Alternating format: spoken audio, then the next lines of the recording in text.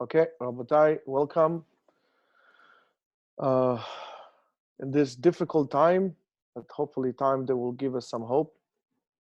First of all, I would like to dedicate this shiur to all the people who are sick with that virus and sick in general. They should all have a refuah shlema, b'zchut Torah, and the fact that it's Rosh Chodesh we just started. We really hope that everybody will have a speedy recovery. So this week we are starting the third book of the Torah, and it's called Sefer Vayikra, and it starts with the words that are really a word that it really has a tremendous meaning and a very broad and yet it's a very meaningful word, and it's called Vayikra, which is the name of that Sefer in Hebrew, and it was named after that. Even though that the name of Sefer Vayikra in English or in non-Hebrew, it's actually completely different, and we call it Leviticus, which is a Greek word that means the duties of the Levites. As the Ramban Nachmanides starts his pirush, his explanation or a commentary to this Sefer, he says, "HaSefer hazeh hu Torat Kohanim veLeviim." This book is the Torah, the rules of the priests and the Levites. Yevuar bo inyanei hakorbanot kulan u'mishmeret hamishkan. And that would explain to us all the issues regarding the different types of sacrifices of which were brought, and the whole going on of the Mishkan, and later on, of course, for us, the Mikdash. That Torat Kohanim, which is called like this, really we explained the way the korbanot, the sacrifices are being brought, the types of korbanot, the reason why we bring them, and so on and so forth. And I'll tell you the truth, if we'll be honest, it always seems like the issues or the concept of korbanot, of the sacrifices, the people that we used to bring in Beit HaMikdash and in the desert, and it's something that is really, how should I say it, far and removed for us. In a way, it's something that they used to do back then in the day, and really that concept doesn't really apply to us anymore. And today, as we've been doing for the past, I would say, almost 2,000 years, you could live a fully, fulfilled and wonderful Jewish life without those korbanot. And we don't really have any kind of a desire to bring korban olah, shlamim, korban todah. We've been doing this for 2,000 years without. And the question is really, is anything wrong with that?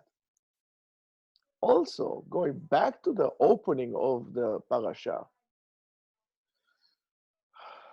when it says Vayikra Hashem el Moshe, when HaKadosh Baruch Hu calls upon Moshe,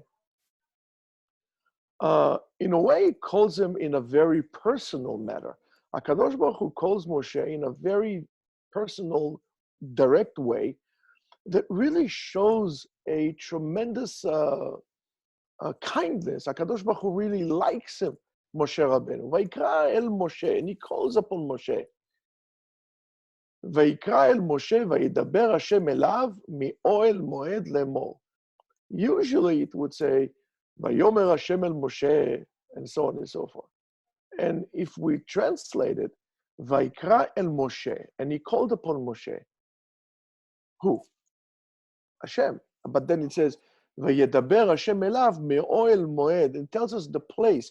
So Vayikra Hashem really tells us how much he liked Moshe Rabbeinu, and where exactly he's talking to him to say, these are the things that we have to say. So what's this kriya is all about? What is this calling him?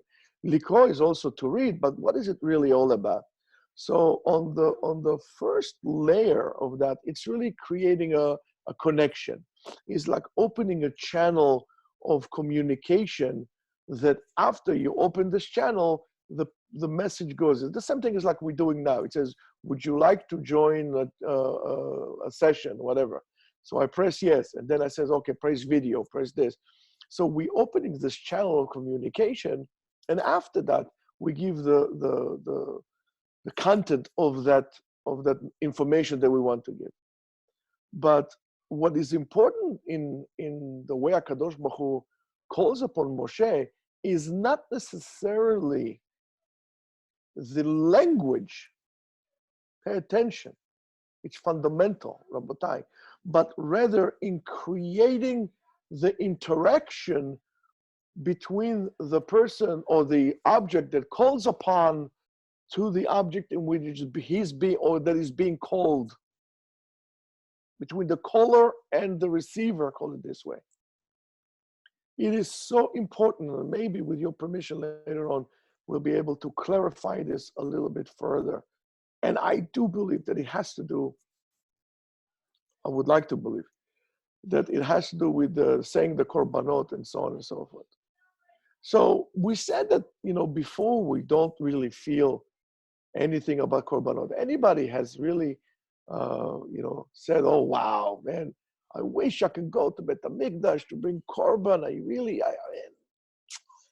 I wish I could see it. Some people say, you know what, I would like to see the Chinese wall. I would like not to go here or to go there, whatever everybody wants to go. I don't hear anybody saying, oh, I wish I could get an Airbnb in Jerusalem so I could be the first on the korbanot. Nobody says that. However, on the other hand, we pray 3 times a day. The really sheibane bet hamikdash b'mera b'yamenu, right? We say we pray 3 times a day. When we say Retzeh, be'amcha Yisrael, b'tfilatam sha'eh, and so on and so forth, we ask for it. The building of Bet HaMikdash, in a way, is really a central piece or was a central piece in the day-to-day practices of Am Yisrael. And from that one of the reasons why we pray for 2,000 years to build Bet HaMikdash, and not to give it away to some country for some crazy ideas. To build Bet HaMikdash is to build to make the korban. So in a way, there's a certain contradiction between what we say and what we really hope for. On one hand, Avodat HaKorbanot seems to us like something that belongs to the past, something that they used to do and we don't do so anymore. And then on the other hand, we as a great desire, which I hope we all do, to build Bet HaMikdash. What do you need Bet HaMikdash? There's no korbanot. How do we deal with this?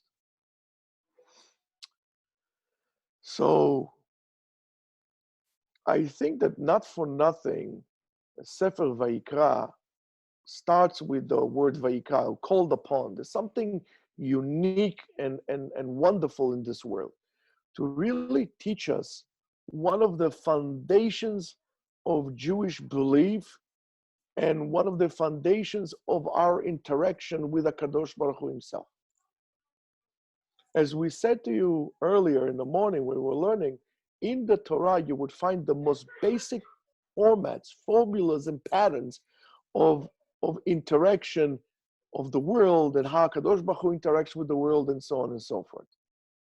So here HaKadosh Baruch Hu, God himself, calls upon men. And Moshe Rabbeinu, in this case, represents each and every one of us.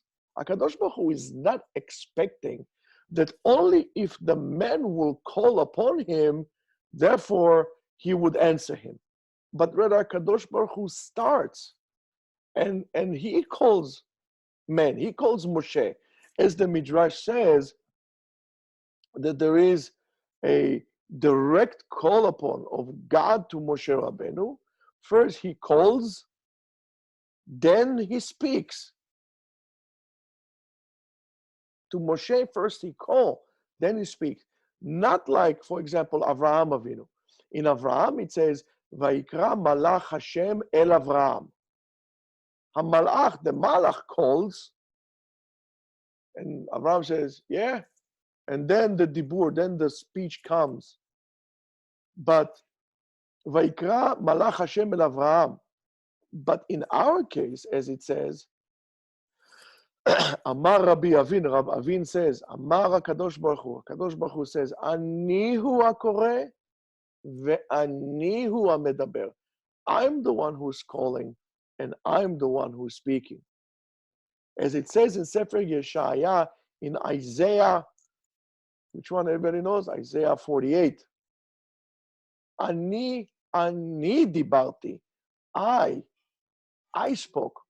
Af kerativ. I even called upon him. Heviativ ve'etzliach darko. As he brought in Shmot Rabbah Aleph Tet. So it seems that the connection or the interaction between God and man is a two-way street. Is the mutual two-way street. I told you this a million times. Any relationship, and that's true between God and man, as the most basic type of interaction, to any other interaction between a man and his friends, between a man, a husband and wife, any kind of interaction, in order to be a healthy interaction, it needs to be, in order to be a relationship, a healthy relationship, it needs to be a two-way interaction. That's why it's very hard for me to believe that a person that cannot interact with HaKadosh Baruch Hu himself would be will be easy for him to interact, or it would be possible for him to interact with anybody else in a healthy relationship. If you cannot have a healthy relationship with God, I am a really great doubt you can have a relationship with anyone. And that's something for us to really remember. So therefore, it has to be a two-way street. In order to have a healthy relationship, that has to be a two-way street. And man has the ability to look after God, to call upon him, to talk to him, to have a relationship with him. But then we need to say that the quality of HaKadosh, or the interaction of HaKadosh Baruch Hu is different. God is not sitting there. He's active, and he goes to look for the person, to call him, to have a conversation, as they say, used to say in the old movies, to parlay with him. And we need to understand that. As it says all the time, the Midrash, there's so many different Midrashim, and that's one of the concepts of a bat call. There's a heavenly voice that goes on from Har Chorev every single, from Mount Sinai every day and says this, and there's a different. HaKadosh Baruch Hu keeps on calling to us. And maybe this is the difference in the name of the Sefer. HaKadosh Baruch Hu is calling upon us to come close to us. And the word korban, the korbanot, is from Lashon Kirva, to come close. Not from what we call we say, oh, it's a korban. In other words, I'm giving up on something. I need to sacrifice anything, and so on and so on, which is really a wrong interaction of or wrong translation or reference to the word korban. When they took the word in Hebrew korban and they translated it into English as a sacrifice, I am not sacrificing anything. In other words, the korban is an expression to closeness, for seeking closeness. And that's, I think, the connection between the Vayikra, and that's why it's called the korbanot. The korbanot is supposed to be a vehicle, an instrument that brings us closer to Ribono Shel Olam. And it's very interesting to pay attention to it, and then you would see that there is a really order and a structure, as we said before, to the reference of HaKadosh Baruch Hu to Moshe, or therefore to any person. At the beginning, there is the call, and then there is the speak. And then he speaks. He calls you, and then he talks to you. As the Gemara says in Masechet Yoma, Daf Dalet, for those of us who remember, as it says, Vayikra el Moshe vayedaber. So the Gemara says, Tanya, lama higdim kriya ledibur? Why did he say kore first, called upon and then speak? Limda Torah derech eretz. The Torah teaches us a very simple way how to interact with one another. Shelo yomar adam lechavero ela im ken hu kore tchila. Don't start talking to a person, but first introduce yourself, direct yourself, call upon the person, get his attention, then talk to him.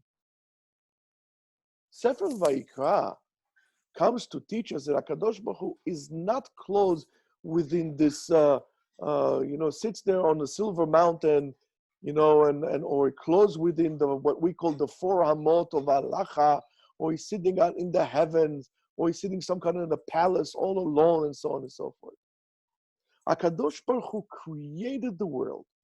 He is present in the world, and he revealed to us his presence through this Vayikra, through this call upon man, by Vayedaber.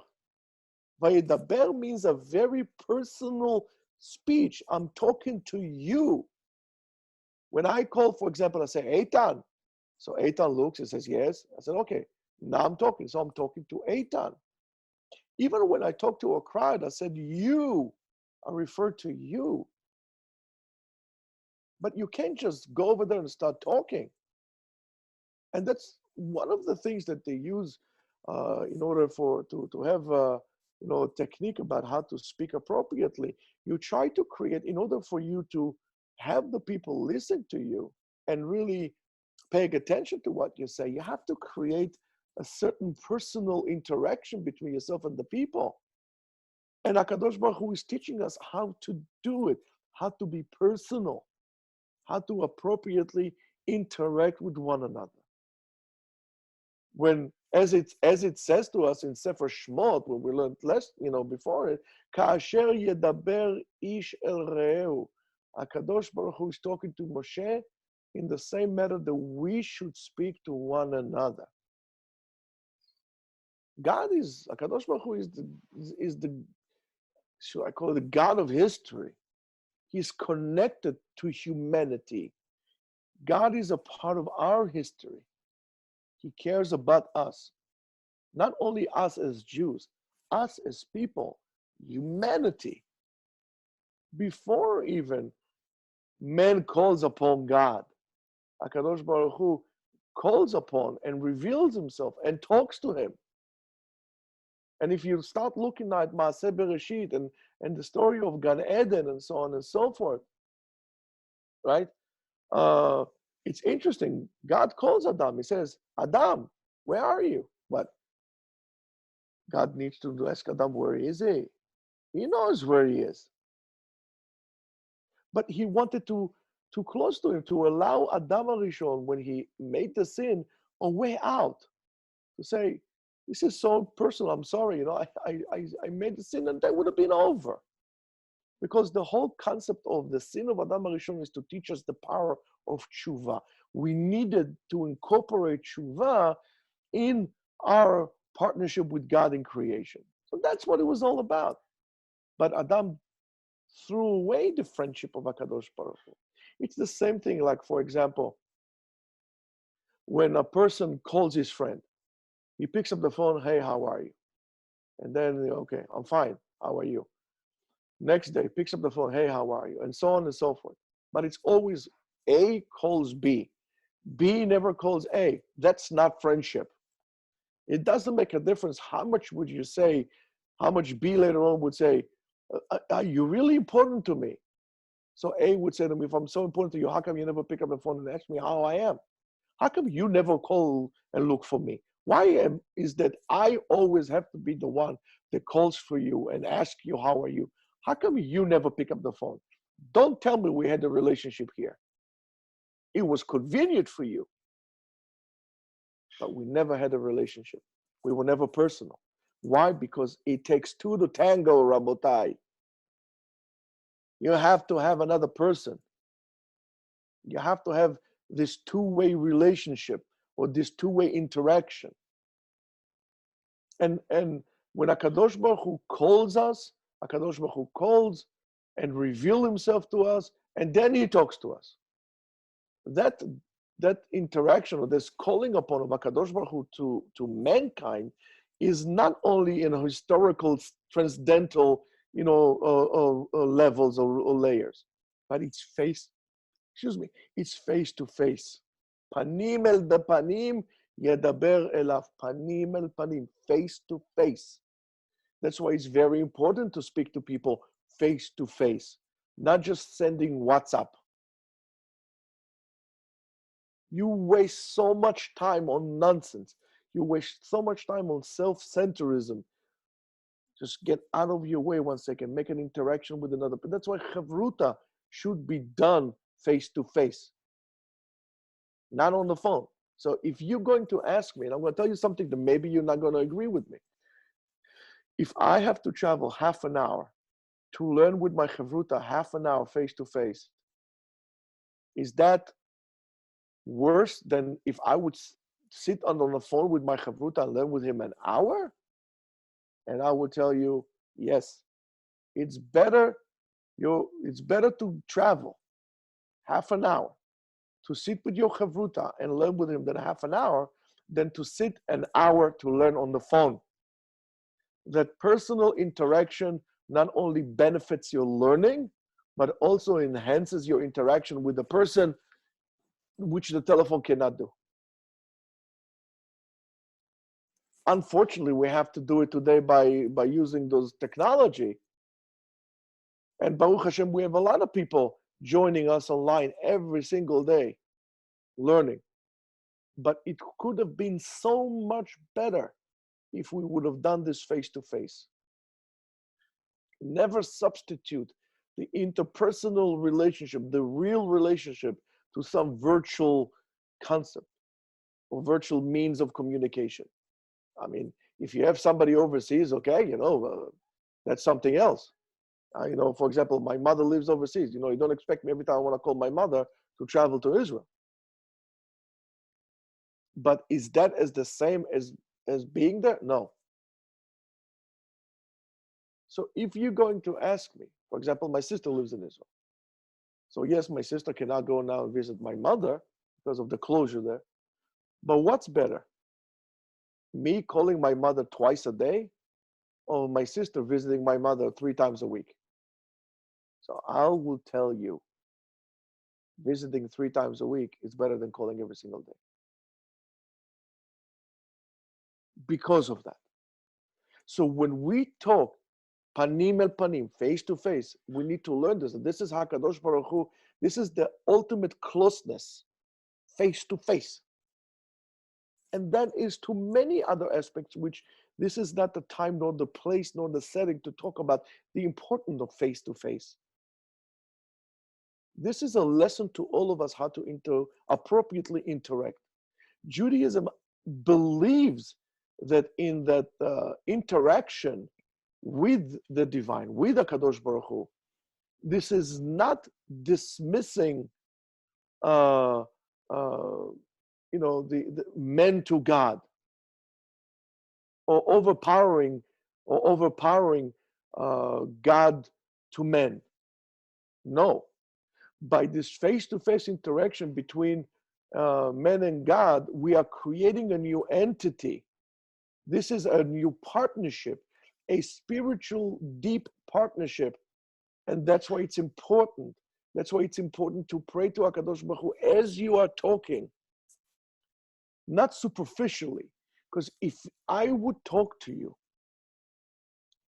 as sometimes we talk to God, you would say, listen, buddy, I see they don't have time for me.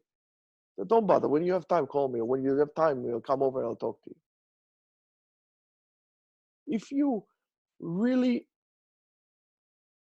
mean something and you really care about the person, it would be clear and evident from the way you talk to him. The eye contact, the body language, the tone. And so is for your tefillah. How do you pray to God? And that's something we need to learn. And that's something we need to really really dwell on and really pay attention to.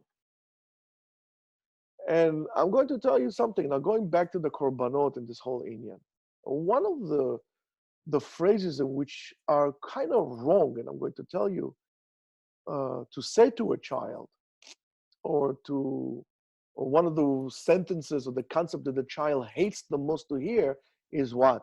When you grow up, you'll understand. Now you gotta ask me, what's wrong with that? I'm telling him, that's beyond your ability. That when you grow up, you understand. This is a very difficult concept to accept, and many times we lose the kids when we tell them, when you grow up, you'll understand. Because it gives the kid the wrong impression that we're not really interested in having a communication with them. We need to understand that every child and every person at the place that he is at, this is the point of his perspective. This is the point in which he views the world. These are the tools that they have to view the world.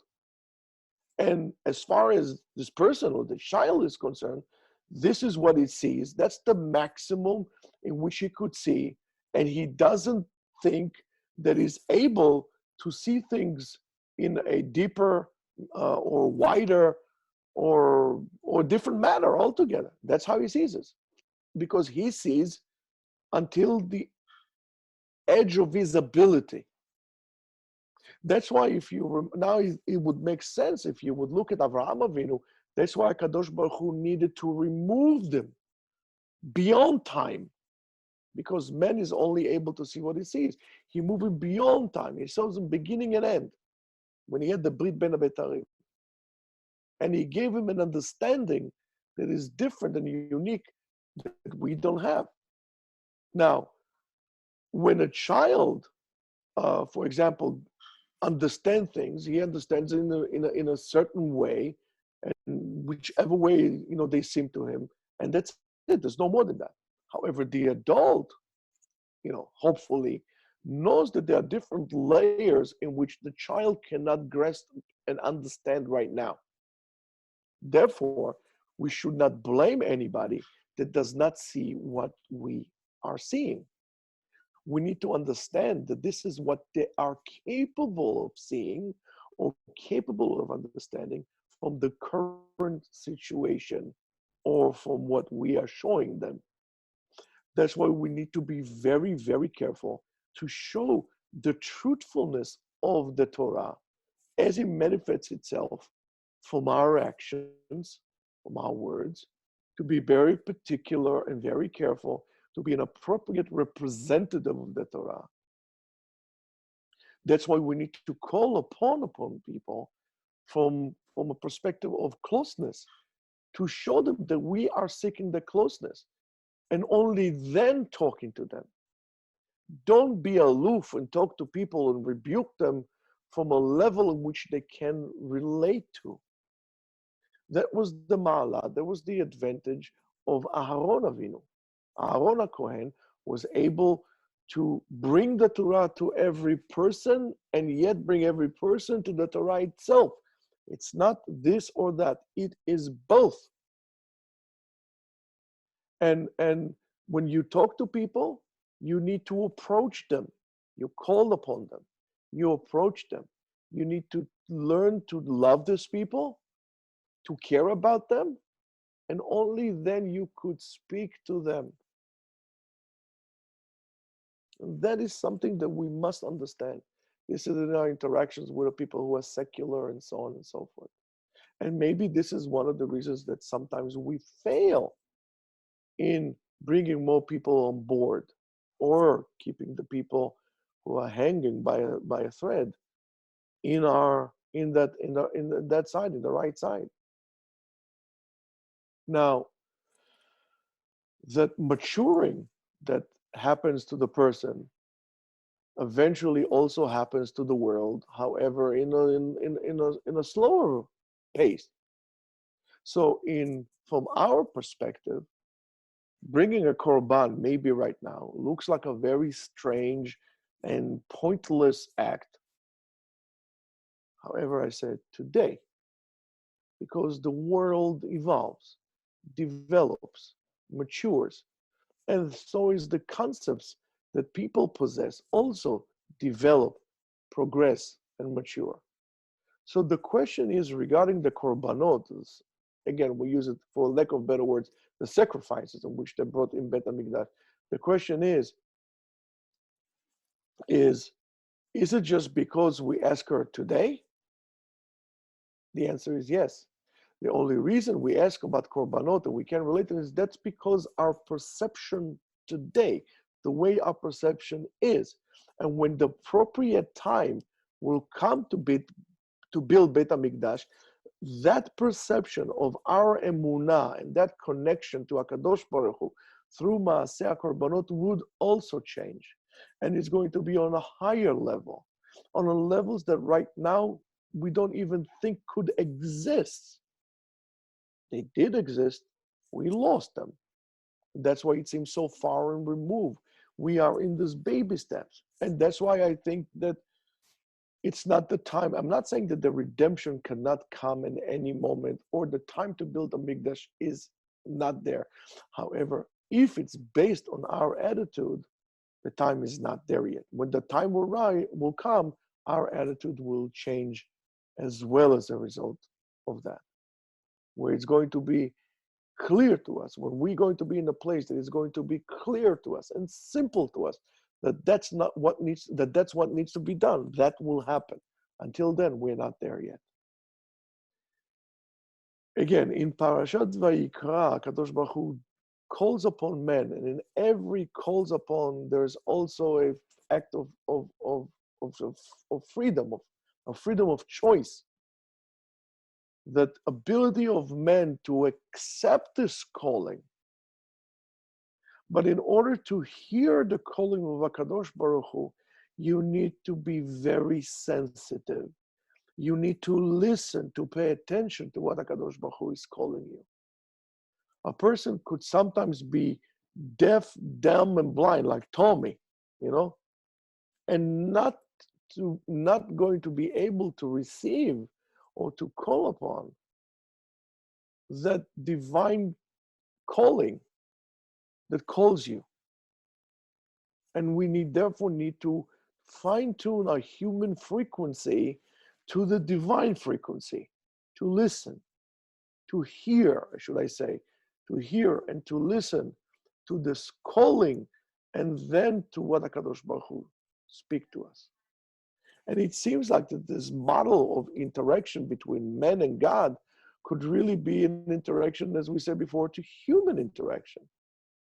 And I'm very sad, it saddens me, and I told you this many, many times, that our society, and whether it's in Israel or whether it's outside of Israel, it seems sometimes that we became groups, different groups.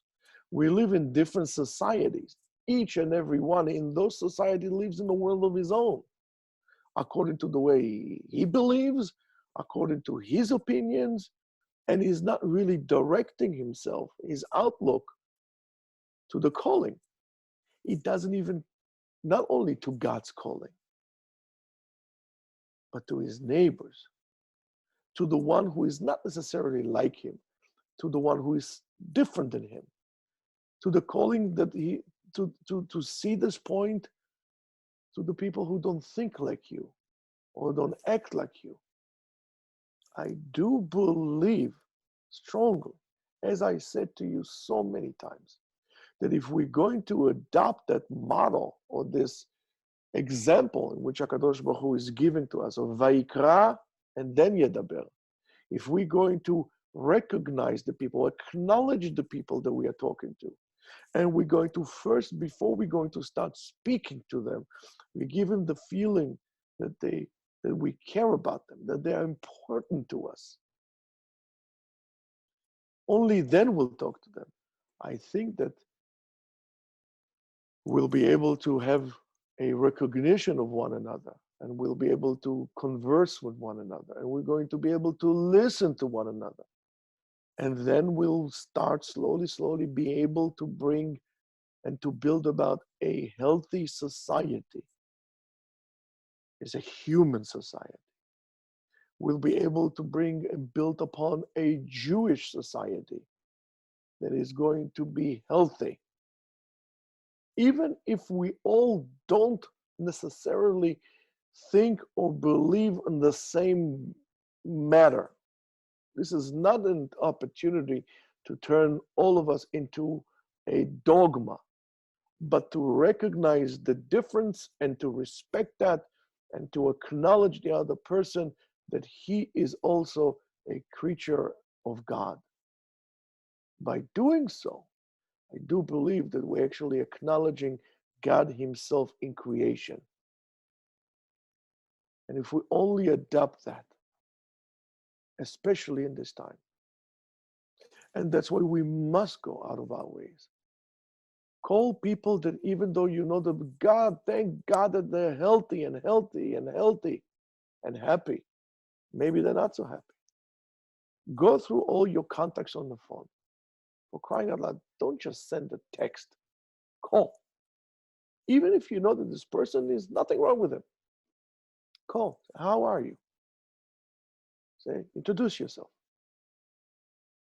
And I think that this will be a tremendous lesson to us from this point on, whether it's going to be between us and our friends and our neighbors and society, and even more so between us and HaKadosh Baruch Hu. So Yeh Ratzon that everybody's going to be happy and healthy. I wish everybody a wonderful Rosh Chodesh, a wonderful Shabbat, and Yeh Ratzon that it will be the time for us to acknowledge and accept HaKadosh Baruch Hu, Melech al Kol Haaretz, ויבנה בית המקדש במהרה בימינו, ויהיו ישראל שוכנים לבטח, אמן כן יהי רצון. שבת שלום וראש חודש טוב.